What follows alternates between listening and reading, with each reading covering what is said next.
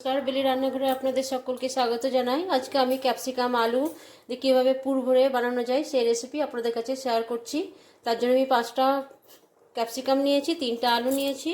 আলু 3টা এখন আমি সেদ্ধ করে নেব। তো আমি সেদ্ধ করে নিয়েছি। ক্যাপসিকামের পেট এইভাবে চিড়ে নিতে হবে। সব আমি চিড়ে নিয়েছি।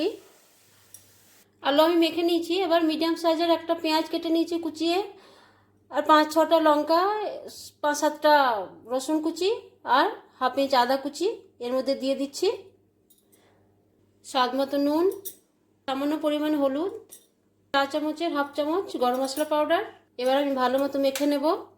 যেমন ঝাল খাবেন সেই মতো লঙ্কা ব্যবহার করবেন। এইভাবে আমি পুর ভরছি।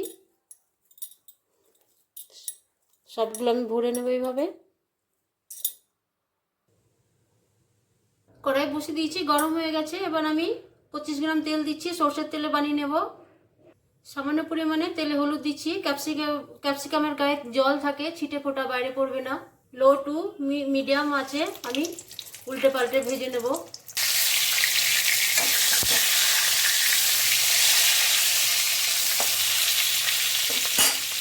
এখন আমি চাপা দিয়ে রাখছি। মাঝে মাঝে ঢাকনা খুলে নাড়াচাড়া করে এইভাবে পাল্টে দিতে হবে।